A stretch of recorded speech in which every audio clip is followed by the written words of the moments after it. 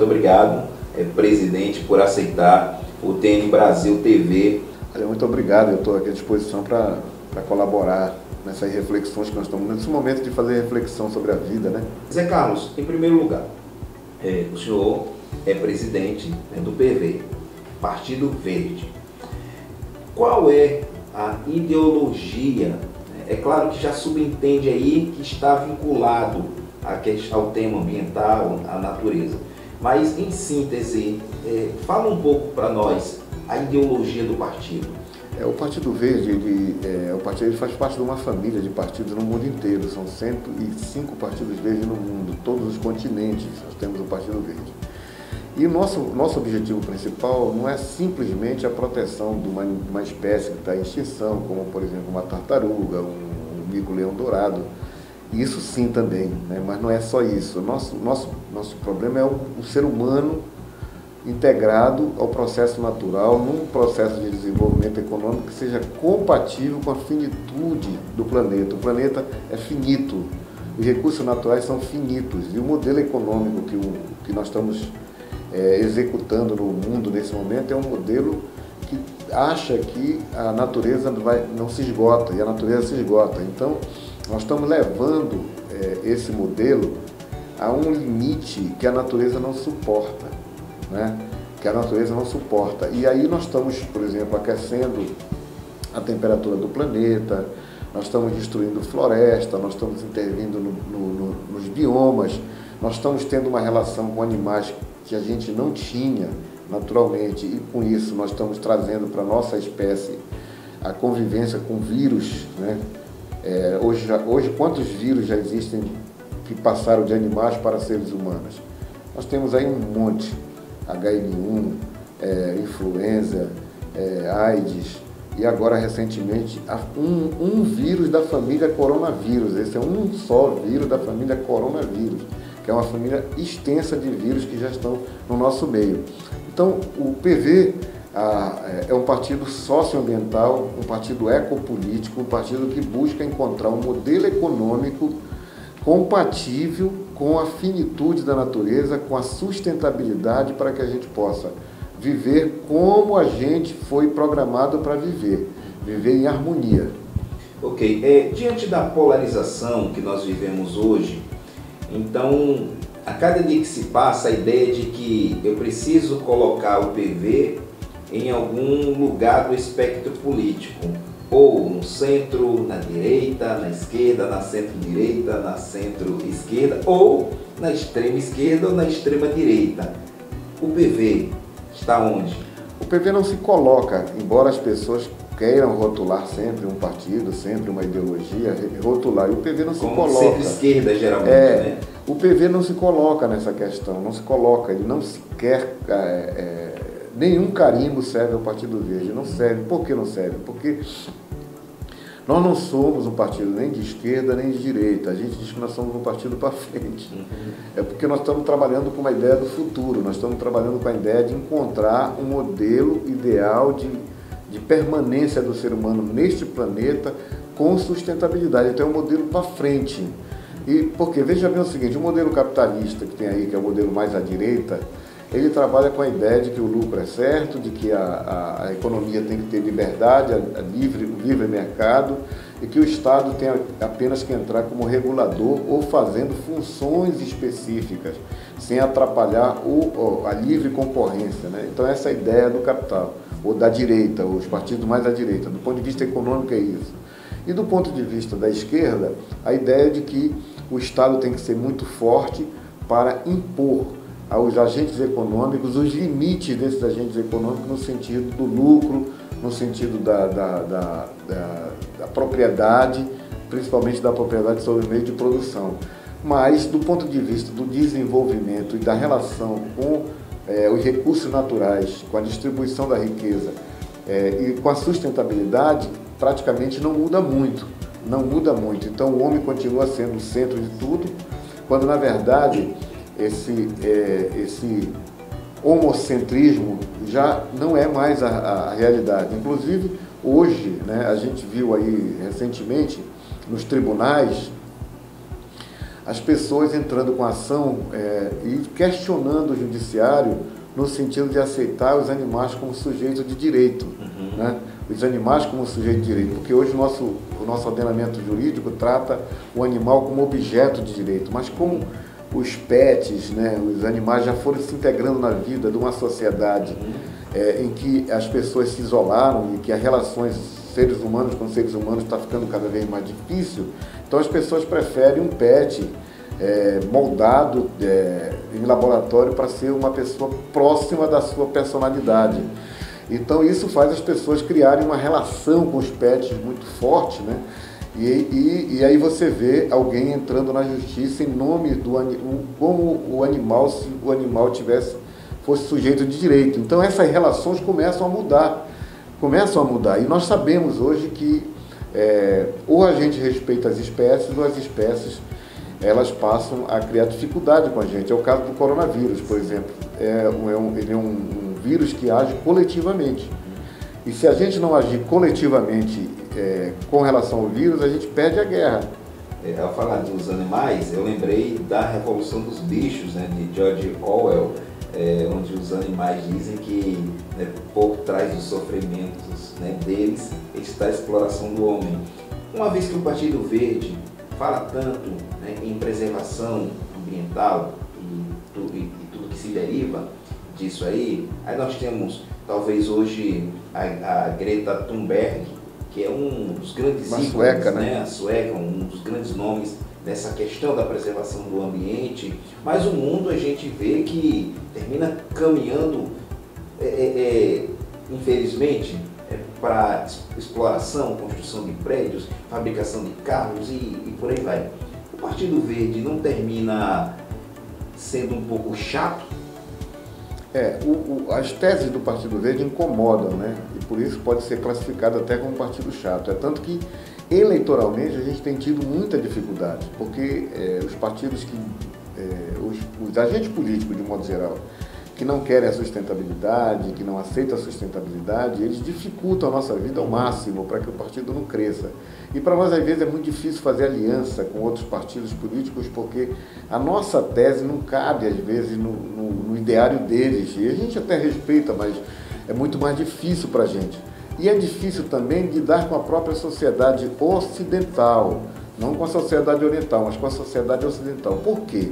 Porque o hedonismo, né, a busca pelo prazer individual, ela é o que move esse tipo de consumismo que nós temos aí. Então, o capitalismo no nosso Ocidente, ele percebeu a possibilidade de elevar ao máximo a busca pelo prazer das pessoas. Então, ele trabalha com a busca pelo prazer e as pessoas, inclusive, arriscam a própria vida em busca do prazer. Por exemplo, quando as autoridades dizem, olha, não pode se aglomerar, tem que ficar em casa, é a regra.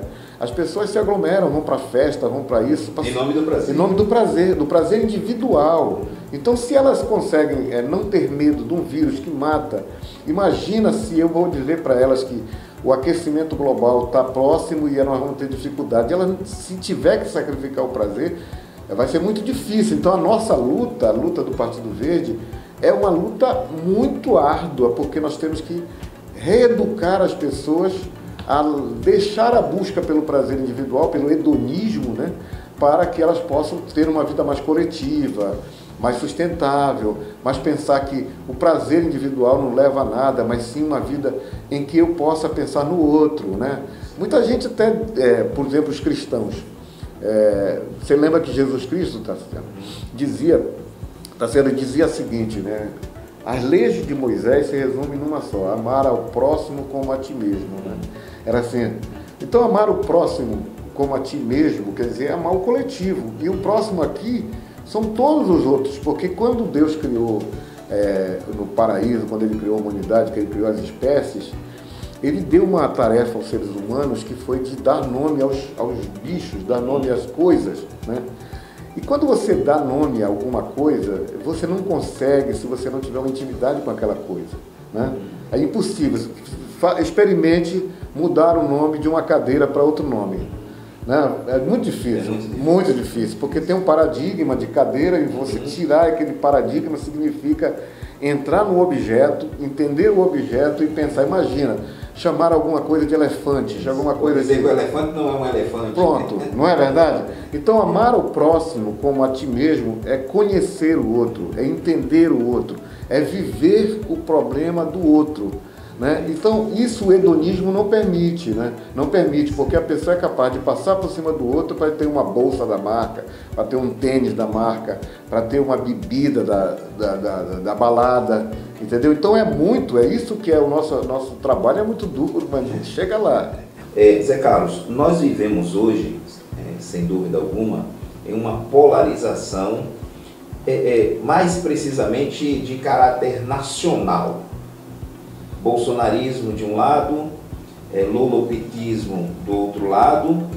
Infelizmente, essa polarização é mais alimentada por ignorância, estereótipos, do que conhecimento de causa propriamente dita.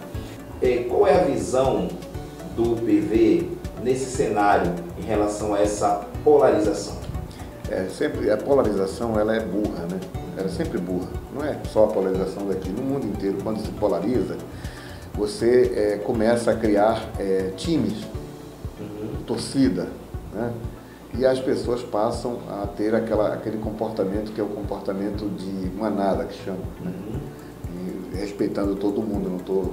Mas sim, é um comportamento assim, as pessoas seguem o grupo, né? E elas se associam àquele grupo e começam a defender a qualquer custo. É o efeito manada, né? Que chama efeito manada, né? Chama em política isso, né? Com todo respeito, não estou... não estamos chamando ninguém de animais. Não. É só para caracterizar. Então, o que acontece? Quando você tem esse efeito, as pessoas passam a relativizar os defeitos do seu grupo, né? E exaltar os benefícios, as qualidades que às vezes não tem o seu líder, aquele com quem você está seguindo. Então você passa a ter um comportamento um pouco cego. Então esse comportamento não é bom para ninguém, porque diante de uma situação como nós estamos vivendo, uma pandemia, você comete loucuras e defende loucuras, defende coisas que não tem ciência por trás, não tem lógica por trás, né? Tanto de um lado quanto do outro, né? Então, por exemplo, vamos dar um exemplo aqui, eu vou começar pelo Lula, né? A acusação do pessoal do Partido dos Trabalhadores, por exemplo, quem critica ou quem está contra o Lula, diz o seguinte: quando é pessoa de centro-esquerda nesse caminho aí, o pessoal do PT diz: vocês são culpados, do Bolsonaro está aí porque votaram no impeachment da Dilma, né?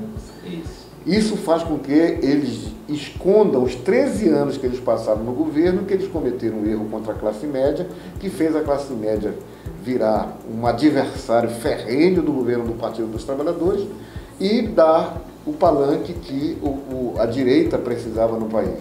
Então, essa é uma questão que precisava da autocrítica deles, né? Precisava da autocrítica deles. Aí tu vais para o outro lado, aí o outro lado diz: o Lula é o maior ladrão que esteve no Brasil. E isto também não é verdade.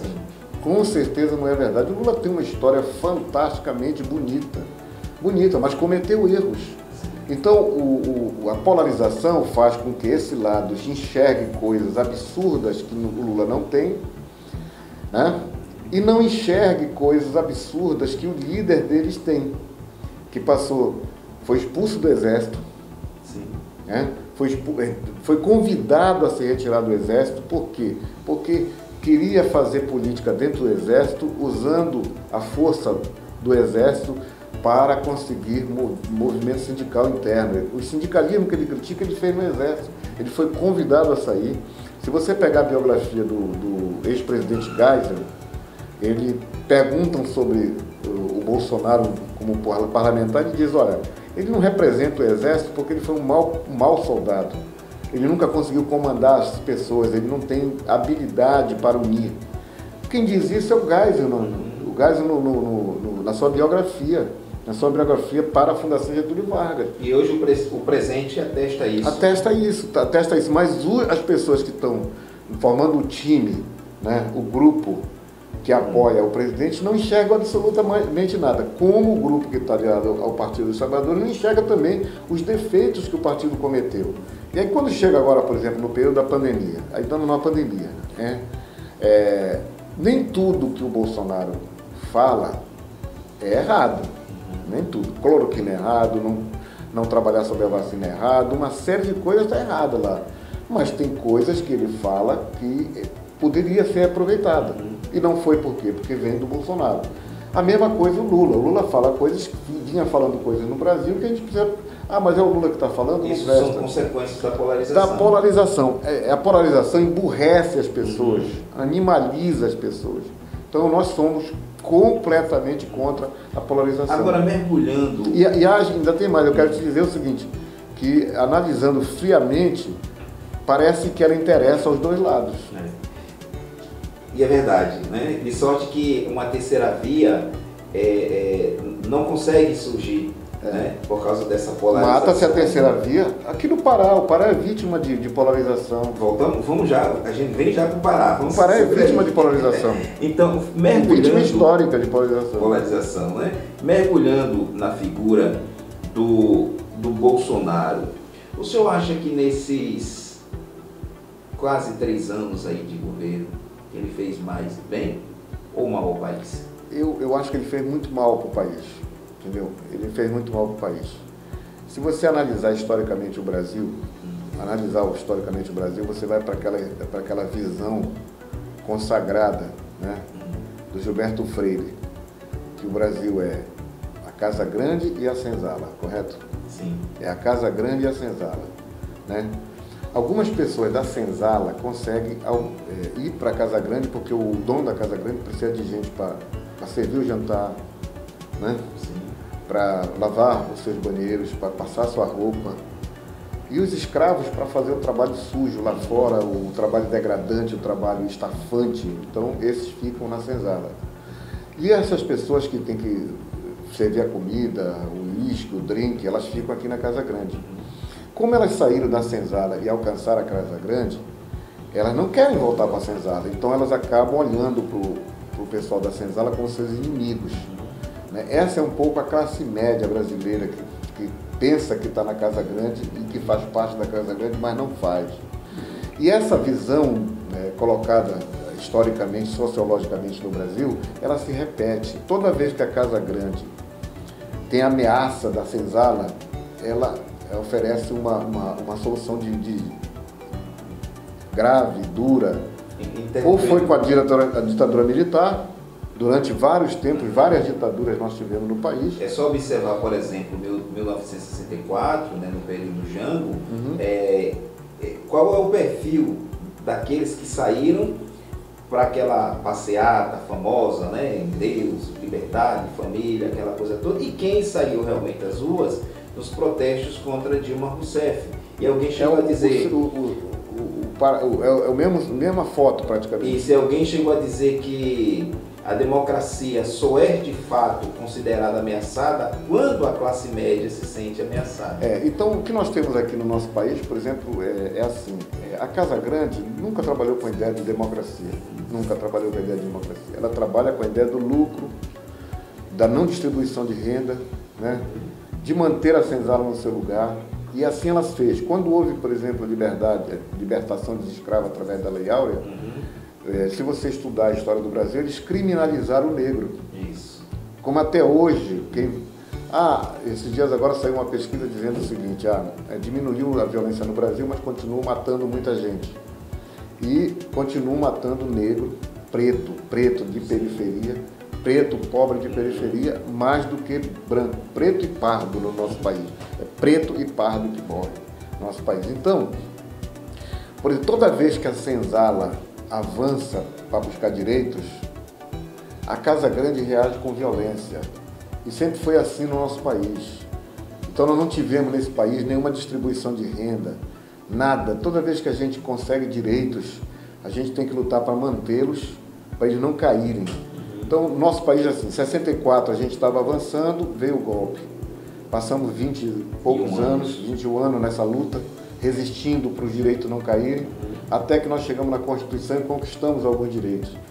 o mesmo grupo que se uniu na Constituição para tentar tirar direitos da Constituição, que é o Centrão, ele continuou agora recuado. Eles recuaram, esperando o momento que a classe média se embravecesse, por exemplo, para usar a classe média para fazer agora o que é a moda, que é matar a democracia com democracia, usando a democracia para matar a democracia. Então o Bolsonaro, eles não tinham nenhuma pessoa da elite com voto suficiente para usar. Então eles usaram o capitão do mato, né? Para botar a Casa Grande, a senzala no seu lugar. Então eles pegaram, o Bolsonaro é o capitão do mato.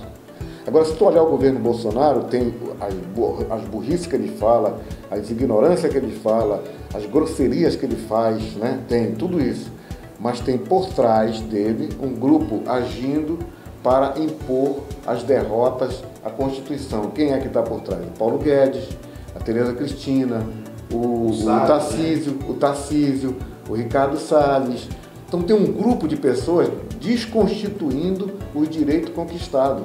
E aí eu quero te dizer o seguinte, se terminado essa fase de ocupação da Casa Grande no país, e eles se sentirem confortáveis, vai aparecer um cara deles falando 50 idiomas, tratando bem a China, tratando bem todo mundo, porque eles já se consolidaram. Sim. E já se consolidaram. Na fase de 64, eles usaram os setores conservadores da Igreja Católica. Sim. Nesta agora, eles usaram os neopentecostais. Sim. Como estão usando os neopentecostais. Então, é uma história que só não vê quem não quer. Mas é esse Bolsonaro, que é o capitão do mato, escolhido pela Casa Grande para botar a senzala no seu devido lugar. De forma bem rápida, o senhor acredita na possibilidade de um golpe?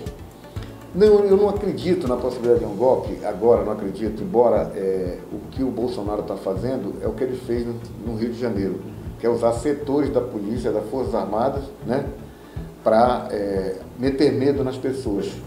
E o que ele fez lá no Rio de Janeiro foi usar a milícia para poder invadir os bolsões de miséria do Rio de Janeiro e manter o seu mandato por 30 anos e manter o filho como vereador, manter o outro como deputado, o outro como senador, manter um poder em cima da milícia. Você pode ver, aonde ele tem apoio, são policiais que fazem abuso de autoridade, cometem abuso de autoridade e respondem processo por matar pobre, matar preto nas periferias. Não é como é o caso do policial lá de Goiás, que prendeu um professor que estava com uma faixa fora Bolsonaro, né? Ou como os policiais infiltrados na polícia de Pernambuco, que deram tiro e cegaram 2 pessoas por causa de uma manifestação. Então são esses os policiais, como aqui o delegado Éder Mauro, entendeu? Que é nitidamente uma pessoa de violência, a gente sabe disso, e outros que estão aí que defendem ele. Agora vamos falar um pouco do nosso estado, né? O estado do Pará, que tem suas demandas, né? Geração de emprego, né? E renda. A pandemia trouxe ou agravou os problemas já existentes, principalmente nessa questão de emprego. Eu vou usar aqui essa expressão, né? Estamos na capital, Belém, né? Zona urbana, muitos prédios, né? Muitas casas legais, enfim, e essas demandas aqui que eu falei há pouco. O Partido Verde tem respostas para as demandas? Eu utilizei a questão do emprego só como exemplo, né? Mais amplo. Mas tem respostas do PV? Para o Pará, principalmente aqui para a capital?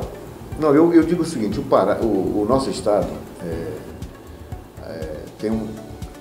tem uma história muito grande de polarização, a gente estava falando agora, né? São polarizações. Então nós tivemos aqui, desde o seu início, quando o Belém foi fundada, o Pará foi fundado a partir de Belém, lógico, mas quando foi fundado o Pará já veio polarizado, né? Porque o comandante Francisco Caldeira Castelo Branco, ele foi tirado de São Luís porque ele estava brigando com outro comandante lá. Então nós viemos de lá para cá nessa briga de comandantes aqui no Pará. Então o Lauro Sodré contra o Antônio Lemos, e aí vem o Lauro Sodré contra o Antônio Lemos, o Barata contra o Assunção, o Alacílio contra o Jarbas, o Jader contra o Hélio, né?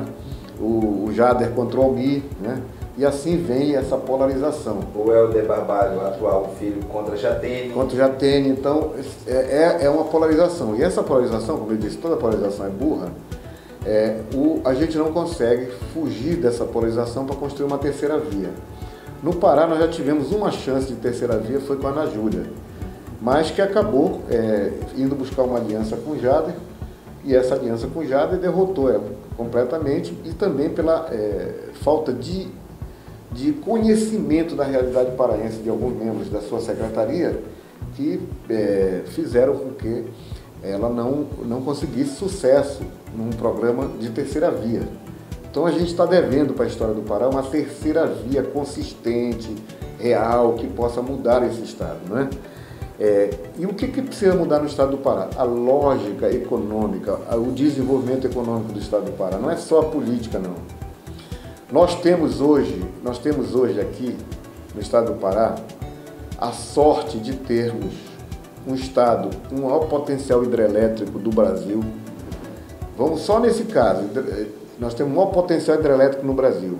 Aí você tem o seguinte, a geração de energia hidrelétrica é uma realidade que o Brasil precisa. Agora, por exemplo, está sem chuva embaixo, né? E está com chuva em cima. Então, nós temos muita energia aqui, produzindo muita energia, mas por conta de embaixo estar seco, a tarifa vai subir, quem vai pagar somos nós. Então, o modelo econômico desenhado para o estado do Pará é um modelo cruel, que nos destrói. Mas também dizer que tudo é culpa desse modelo econômico também não é verdade, porque Tucuruí, por exemplo, é um município que tem pouca zona rural, recebe uma fortuna de royalty, né? E é um município endividado. Por que Tucuruí é um município que deve previdência, que deve isso, que deve aquilo? Por quê? Porque tem maus políticos, maus administradores.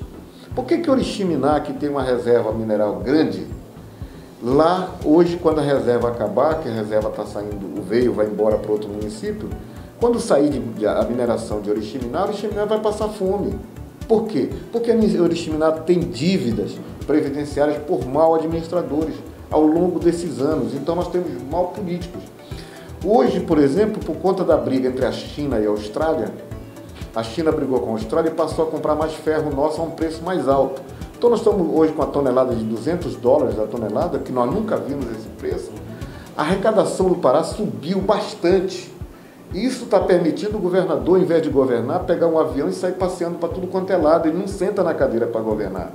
Ele vive viajando e gastando e prometendo aqui, e só obras de fachada, obras eleitoreiras. Né? E o que nós precisamos? Nós precisamos, por exemplo, pegar o dinheiro da mineração e investir na formação de outro modelo econômico. Não é simplesmente sair construindo estrada, hospital. Precisamos de hospital? Precisamos, mas nem sempre nós precisamos só de hospital. E onde essa fonte citada pode... Não, ela vai retrair, porque depende da economia mundial. Quando a China refizer a aliança dela com a Austrália, o preço do ferro vai para baixo, novamente, e aí a arrecadação cai. E aí todas as dívidas que nós fizemos de dívidas permanentes vão permanecer. E aí o modelo econômico não mudou. Então, por exemplo, o açaí. O açaí deu um salto, boa exportação, o mundo inteiro gosta do açaí. Mas nós estamos mandando o açaí, industrializando ele aqui? Não, nós estamos fazendo exatamente a mesma coisa que a gente faz com o minério, retira da natureza, dá uma pequena trabalhada e manda embora. Nós não temos verticalização. Verticalizar o minério é difícil. Mas no açaí não. O açaí não, o chocolate não. Nós temos o cacau com maior teor de gordura, não temos fábrica de chocolate. Uruará, eu acho, né? Uruará e Medicilândia. Nós temos, mas cadê? Né? Hoje o Pará é o maior produtor de pesca do Brasil. Mas esse pescado vai in natura daqui, sai do Vero Peso às 5 da manhã, um monte de caminhão.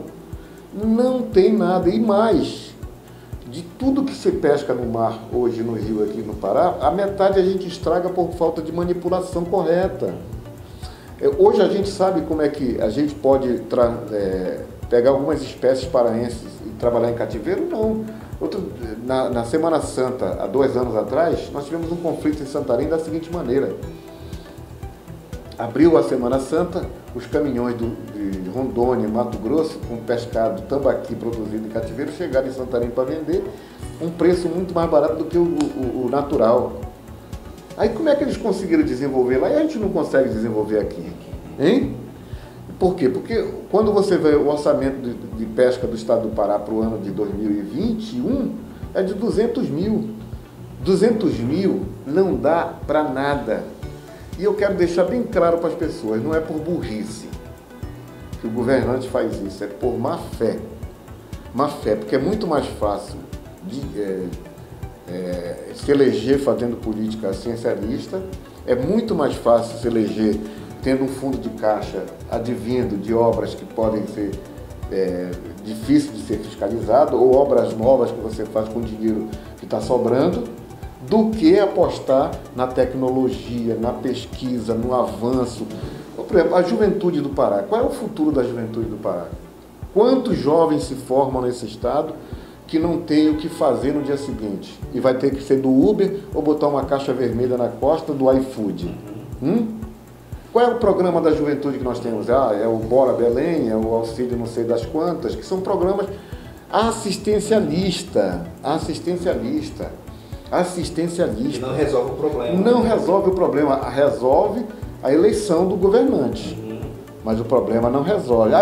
O fulano é muito bom porque ele dá cesta básica. Cesta básica não vai resolver o nosso problema. Quando o senhor mencionou o iFood, etc., tal, né, que entenda o povo, o senhor está dando um exemplo de que muitas pessoas estão migrando para essas atividades porque não consegue espaço, né, para se inserir em áreas que se formaram, inclusive. No mercado de trabalho, não tem mercado de trabalho, né? E por exemplo, Belém, você falou de Belém. Belém, eu já cansei de falar com alguns candidatos a prefeitos aqui. Amigos, qual é a vocação econômica da cidade de Belém? Qual é a vocação econômica da cidade de Belém? Belém tem uma gastronomia fantástica. Belém é um polo de lazer, turismo. Muito bom, beleza. Agora, veja bem o seguinte, se você olhar para a Tailândia, lá em Tailândia tem uma classe média que já conseguiu amealhar algum patrimônio. E quando chega no feriado, no final de semana, ela gostaria de ter um bom lazer. Sim. Belém pode oferecer isso? Pode, mas não com a cidade suja e segura do jeito que está, né? Eu digo que o prefeito, se eu fosse prefeito de Belém, eu iria lá em Tailândia dizer para meus amigos, olha, venham para Belém que vocês são bem-vindos em Belém. Paragomina, vocês que gastam indo para Imperatriz, para não sei para onde, venham para Belém. Belém é bom. Você tem Mosqueiro, você tem Cumbu, você tem shopping, você tem isso, você tem uma série de coisas, e nós vamos botar coisas mais para receber bem a classe média de Paraupebas, a classe média de Redenção, de Xinguara. Venham para cá, vocês vão ser recebidos. Mas Belém não está conseguindo fazer isso, entendeu? Belém não está conseguindo, porque as pessoas vêm para cá, não tem um transporte coletivo de qualidade, existe o temor de ser assaltado, existe a falta de informações sobre o que está funcionando na cidade, a rede hoteleira não está capacitada. Então tudo isso pode ser melhorado, desde que a gente faça um programa de governo para cá. Agora, qual é a vocação, por exemplo, de Tailândia? Qual é a vocação de Tailândia? Era madeira. Hoje, qual é a vocação de Tailândia? É a agricultura familiar? É a produção de alimentos? É a produção de proteína animal? Essa que é a vocação de Tailândia. Então vamos ir pesquisar e melhorar para gerar emprego, buscar tecnologia. Porque um rapaz jovem que acabou de se formar, ele pode muito bem ser treinado para conduzir um drone de pesquisa agrícola, né? Uma empresa de drone de pesquisa agrícola, não pode ter lá em Tailândia? Pode. E quem é que vai tocar isso? Um jovem que acabou de se formar. Meus filhos, os filhos do lavrador tiveram chance de ir para a UFRA para pegar boa tecnologia, a tecnologia da Embrapa para melhorar o trabalho do seu pai. Isso é bom? Isso é bom, isso é tecnologia. Então tem muita coisa para fazer, mas é preciso que a sociedade cobre dos governantes que ele, em vez de ficar fazendo campanha eleitoral 4 anos, porque quando a gente elege o governador, ele tem que sentar na cadeira e governar. e não pensar na eleição. Mas tu vê que a atitude dos governos é só isso, ele só recebe quem é aliado, ele passa o dia todo tentando comprar outros aliados, ele passa o dia todo tentando se livrar de processos, né? Aí é advogado, é para conversar com o juiz, ele passa o dia todo com os meios de comunicação, fazendo live, rede social, né? Com os poderosos meios de comunicação. Ah, claro que a TNT Brasil TV, a TN Brasil TV e o Tassiano Casimiro tá no rabo da fila. É verdade. Por que tá no rabo da fila? Porque vai fazer entrevista com ele e não vai chalerar.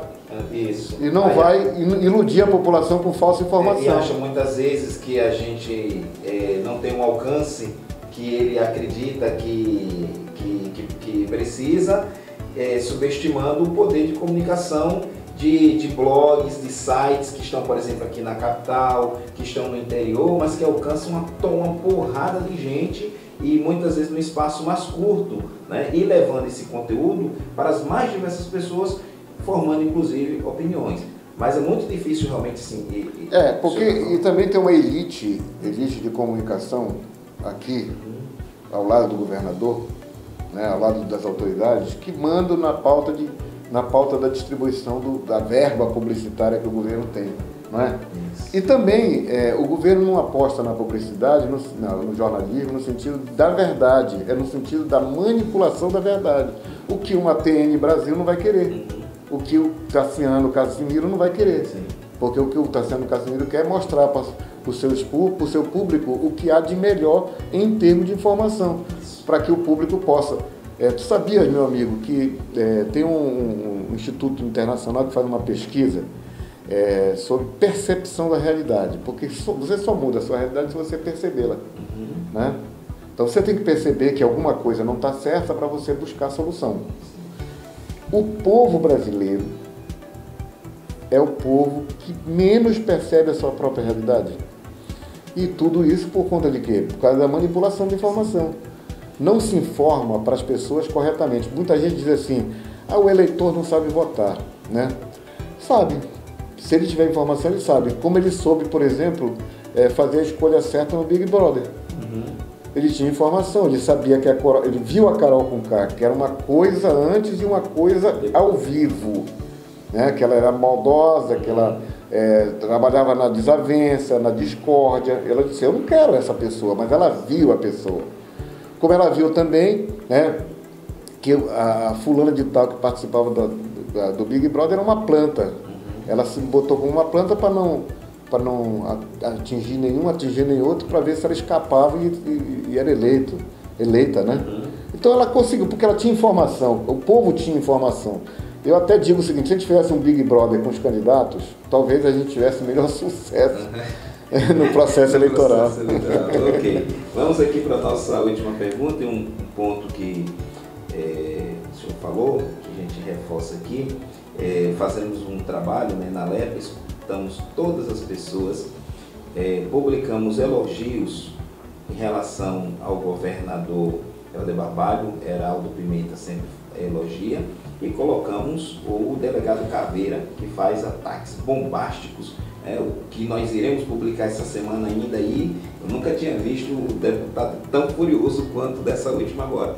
Nós publicamos, porque a nossa obrigação é informar, né? Mas é difícil a gente trabalhar e ter apoio, né? Trabalhando dessa maneira. Pois bem, eleições em 2022, falamos aqui sobre a terceira via, polarização e terceira via. Olhamos para o Pará hoje e nos perguntamos, ou muitas pessoas se perguntam, quem poderá disputar contra Helder Barbalho? Pode até existir, mas até esse momento é uma incógnita. E quando alguém menciona um nome ou outro, é mais ou menos os mesmos nomes já conhecidos. Não como forma pejorativa a minha fala. Márcio Miranda já tem, se ele resolver uns problemas, né, que precisam ser resolvidos após a decisão, né, da LEPA de ter recusado lá as contas. Um possível pioneiro, mas impossível, eu acho isso acontecer. Bom, e não temos mais outro nome, a não ser o do delegado Eguchi. Mas ainda olhamos lá para frente e parece que não temos ninguém que irá realmente disputar o governo com Helder Barbalho. A terceira via parece que não existe. Se existe, está escondida. Essa dificuldade que a gente tem, tanto no cenário, né, nacional, quanto no cenário, que é o caso agora regional, né, do nosso estado, isso não é um sinal de que vivemos uma pobreza quanto à liderança política? Eu digo o seguinte, eu não diria que a gente vive um cenário de pobreza de liderança política. Nós vivemos um cenário em que quem polarizou tenta esconder, com todas as forças que tem, né, a existência de pessoas que podem fazer o diferente. É isso que está acontecendo aqui no Pará e a nível nacional. Então, se você pegar a nível nacional, você tem muitas pessoas, né? Olha, a Marina Mandetta, tinha o Luciano Huck, que agora vai para a Globo, então ele vai para o programa do Faustão, então ele parece que vai desistir.